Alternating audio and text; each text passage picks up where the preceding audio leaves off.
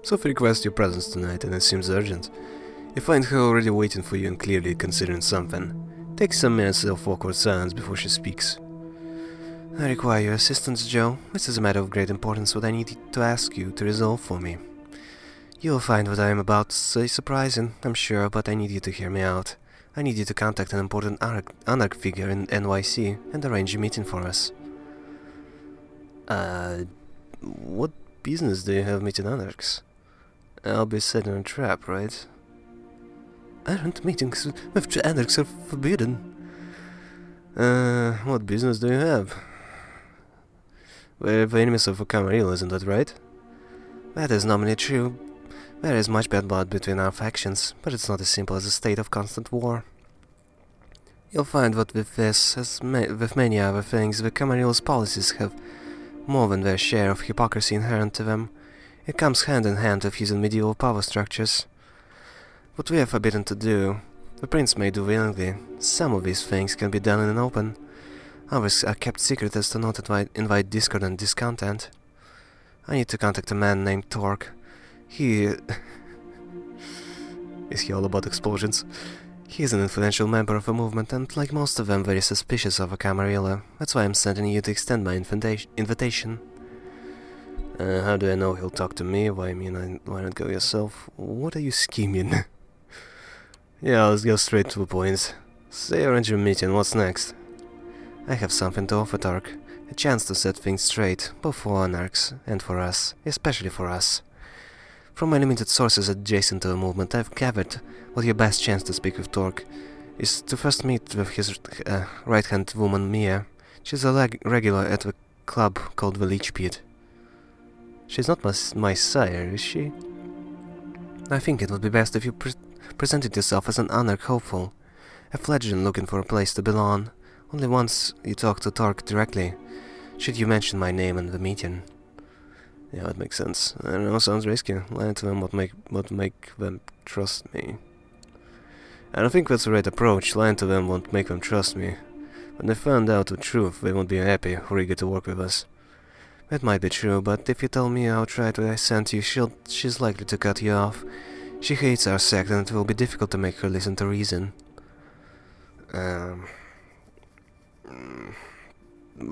That's inherent to all anarchs, that's the whole point, isn't it? After tonight, I suggest that we do not speak of this again until you arrange the meeting. There are many who would jump at the chance to use this against us. With Kaiser, you have proven you can get the job done, even if it requires additional legwork. I'm trusting you to deal with this task as quickly and covertly as possible. Forgive me, that's all the time I can spare tonight. What I'm asking of you is a part of a bigger whole. Trust me, it will all be worth it. I'll do my best, it better be, I'm risking my neck here.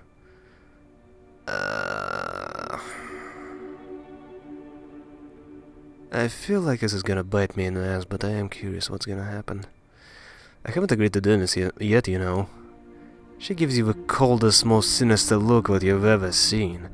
You suddenly feel small and insignificant under her gaze, a worm deserving to be crushed. If I cannot depend on you, then what good are you to me? I thought we had an understanding, Joe. I will be very disappointed if that's not the case. The feeling fades, her half-smile returns like the sun appearing from behind the clouds. Sophie's anger gone as quickly as it appeared. Check with Gregory for the address of the Leech Pit. Have me introduce you to Torque. When she does, tell him I wish to meet. Let him pick the time and place, but let it be soon. If he proves too guarded, tell him I have something that will help him gather allies against boss Callahan. That should pique his interest. Good luck, and obviously not a word about this to anyone else. Not even any new friends you might have made in recent nights. This stays between us. The way she says that final sentence suggests a not-so-veiled threat, but her warm smile belies that impression. You want her to keep trusting you, you won't want to disappoint her. Gregory gives you the address. The club is in Brooklyn. Apparently it's some kind of heavy metal pub dedicated to concert space. Time to pay this Mia a visit. Oh, so it goes straight to it. The place is teeming with people tonight. You arrive at the middle of a concert. The music is loud, almost deafening, and it takes you a while to get used to it. You recognize a phrase of two of the lyrics and realize that you know the song they're playing. The Poster confirms your suspicion it's Life of Agony tribute band, and they're not half bad. A group of few dozen patrons are tightly packed in, and the smell of their sweat and youthful, excited blood overwhelms you momentarily. It's with some difficulty that you turn to the task at hand. I've heard your share about the anarchs and how they fit into kindred politics, but you only have your short encounter in Corona Park to base your actual opinion of the faction on. That might have been just a horrible first impression, but you're keeping your guard up, just in case. Mingle with the crowd. Ask for me at the bar. Mingle with the crowd. Take a walk around the club. There's a few side rooms in the spacious bar area. Listen in on conversations taking place with voices hoarse from shouting, walk in on a particular sloppy threesome in the bathroom, and eventually hit the floor for a better feel of the room. As the concert's coming to an end, you witness one of the guests, feisty-looking girl, get into a scuffle with a much larger drunk guy. She doesn't seem to appreciate him reaching around her waist, slapping him with the audible crack that sends him to the ground unconscious. The bouncers break up the crowd and pick up a drunk to carry him out, without so much as questioning the woman. You get an inkling that she might be the one who you were hoping to find. You approach her as she is just about to leave. Yeah, what the fuck do you want? She's still seething and bares her teeth for just a moment, but you've learned what to look for in kindred.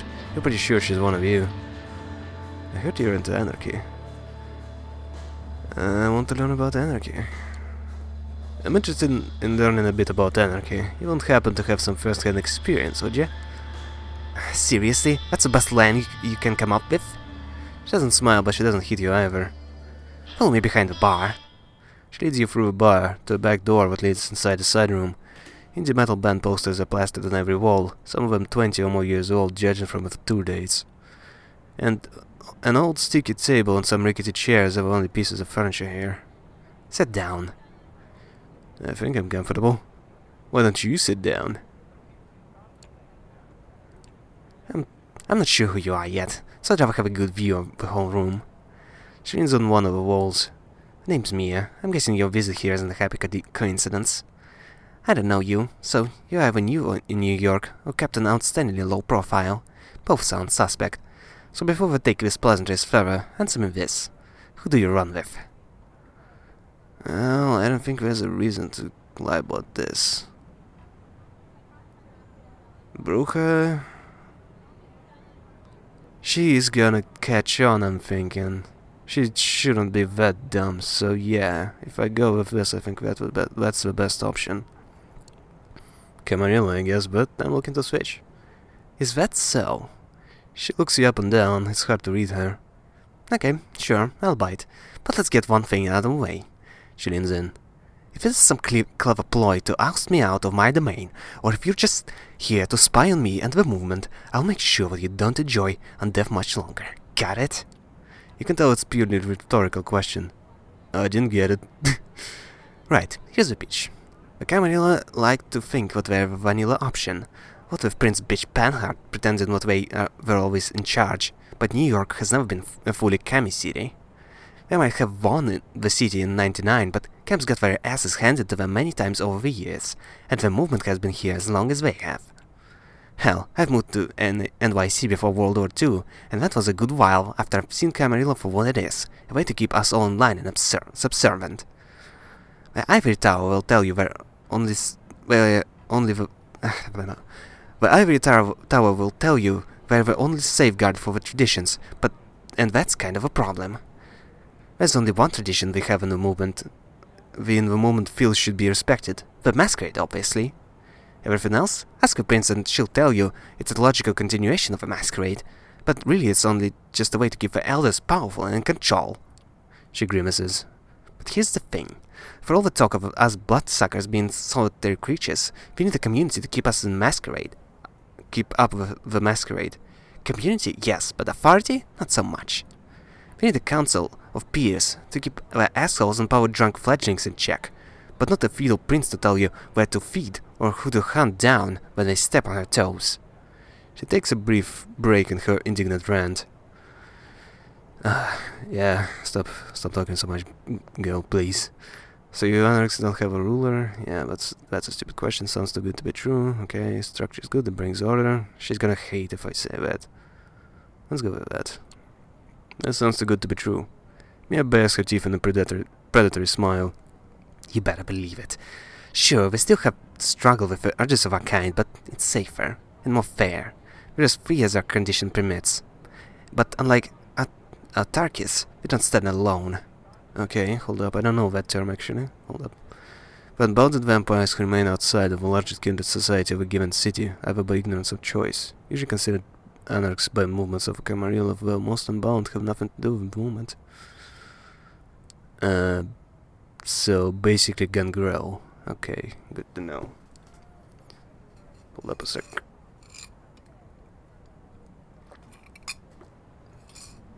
Damn, I don't know how the people record for hours at a time. My throat just explodes as the time goes on. Nominally a guy by the name of Callahan has been overseeing the movement agenda in the NYC for the past 3 decades. Most follow his lead. So I should talk to Callahan? Most, but not you? Make it sound like it's most, but not you? Yeah, not me. If you're concerned about being well received in this city, you might need to go for Callahan. But if you're serious about the anarch cause itself, he's not your guy. Callahan eats up fledglings like you and shits out self-preservation. His position as Baroness might is shaky now, not least due to the fact that he's backstabbed more than his share of allies. So he's doing what any old fart in a position of power would do. He's down. Negotiations are out, intimidation is in. That even ranks as a precaution against the Second Inquisition. Well, to be fair, considering what we've handled with Tamika, I can see Second Inquisition actually being quite a concern. She surprises you by hacking and spitting on the ground in disgust. If you've spent some time with the camps, that should sound very familiar to you. He's no better than Panhard and her cronies at this point. Now, you need to contact Torque, and wouldn't you know it, it's your lucky night, because I'm the league to do it now. Why Torque? How's Torque different? Why can't I just meet him? How's Torque different? Motherfucker, you're really asking for it. What? Her anger flares up again. I pretend that was just a naive question and not a half-assed jab. Why did narration actually insult me? What the hell? Torque is a leader, a local baron who is overseeing a small domain. But he's doing a very good job of it. Callahan knows of this, and so he's giving him shit. Torque is taking it like a champ. He's smart like that. For one of us rebels, he's got the patience of a saint. Makes you think back to how things used to be way back then. If the stories are to be believed. Anyway, you want to meet him? I'm gonna require a show of goodwill first. What do you have in mind? Or I could just ask elsewhere. What do you have in mind? That's fair, what do you have in mind? She flashes you a mischievous half-smile. I appreciate your readiness, but I don't have the details just now. Ask for me at the bar when you're able. I'll leave something for you, and we'll take it from there. Now come on, I gotta be going. She walks you out of the bar and you go your separate ways. Seems like there's nothing more to do than return here later and see if Mia really can help you contact Torque.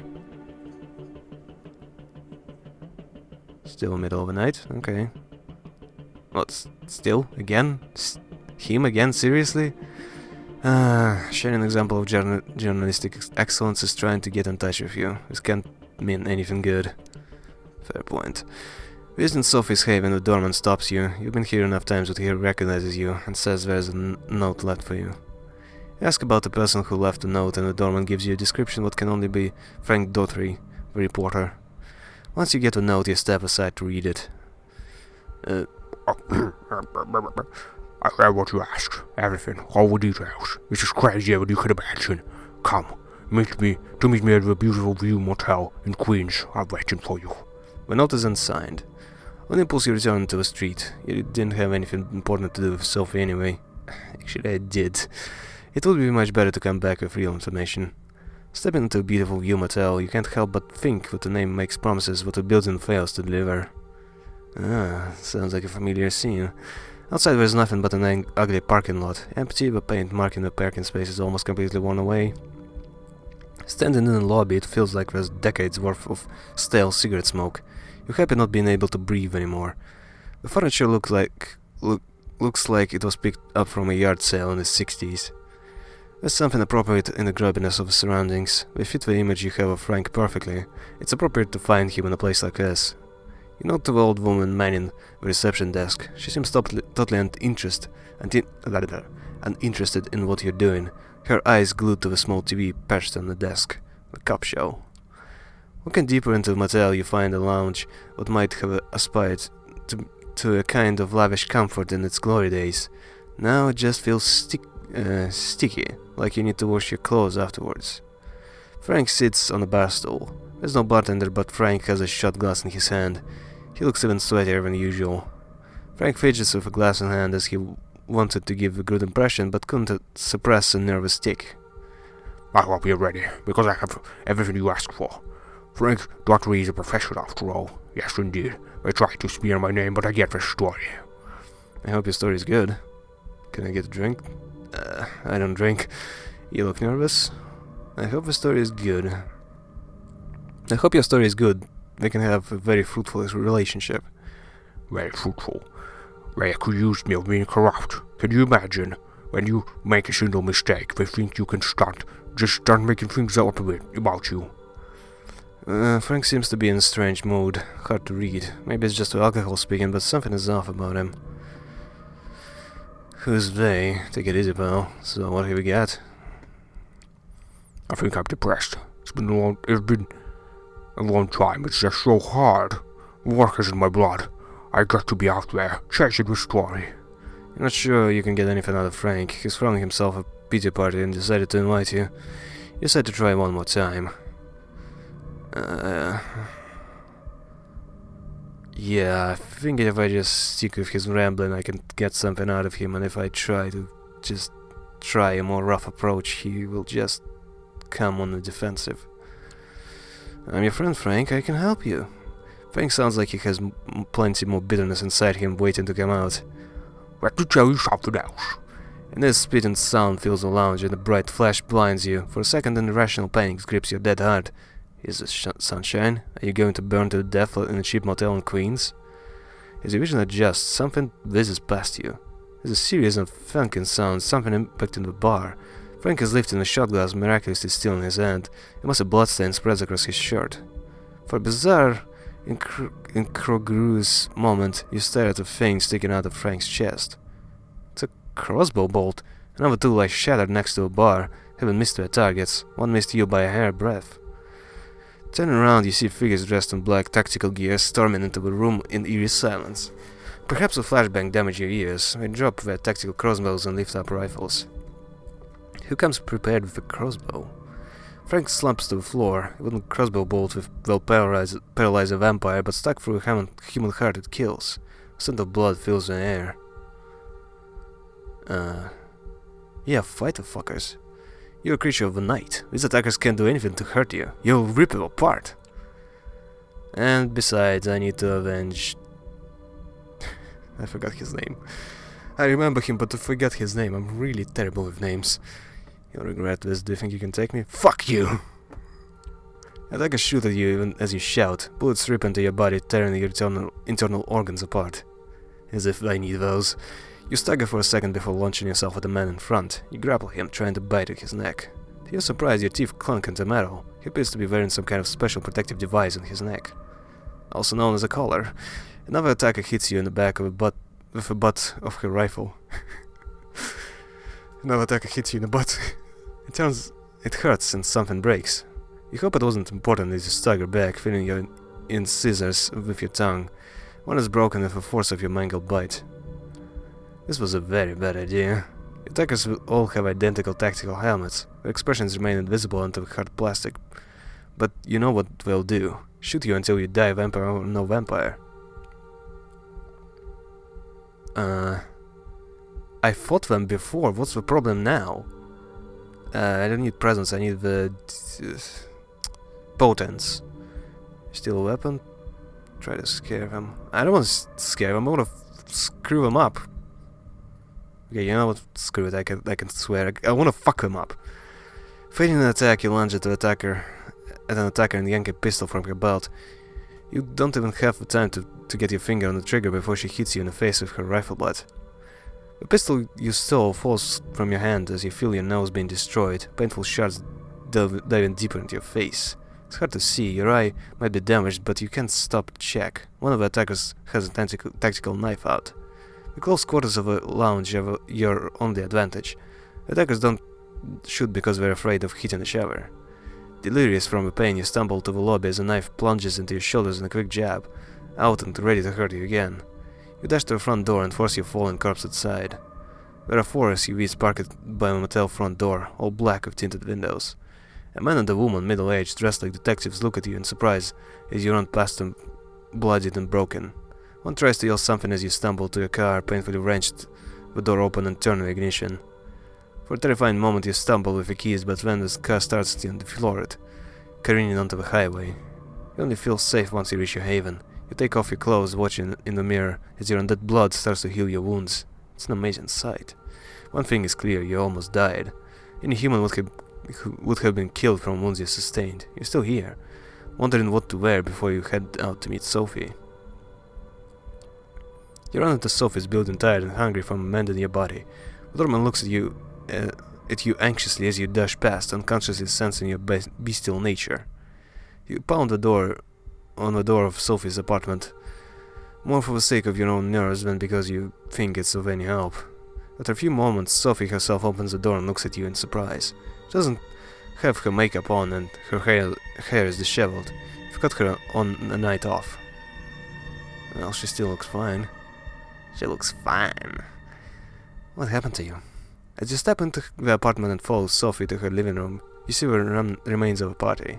Empty glasses, a faint smell of blood in the air. You have no time to contemplate Sophie's social life, however. We've been hunted. We're all going to die. Sometimes I regret taking you under my wing. If you don't calm down, I'll feed you to whoever is after me. Sit down and stay calm. I'll check whenever this apartment is still secure. You sit down, suddenly conscious of a vast gulf in experience between you and Sophie. She's managed to stay alive for a very long time and knows how to survive. You only hope you'll survive along with her. For the next hour or so, you sit on Sophie's sofa. Sit on Sophie's sofa, sit on Sophie's sofa, sit on Sophie's sofa. Answering the minute questions about Frank and the commandos who assaulted you. At intervals, she makes murmuring phone calls to mysterious contacts. After a longer while, Sophie lets you go. You should be safe, and more importantly, I should be safe too. I've taken measures to secure both of our havens, but keep your eyes open nonetheless. Leave Sophie's apartment and wondering whenever you'd survive in our ambush like this. Yeah, why couldn't I just potence them? Back in Tamika's story, I could screw up those commanders so easily. In this one, it's nigh on impossible.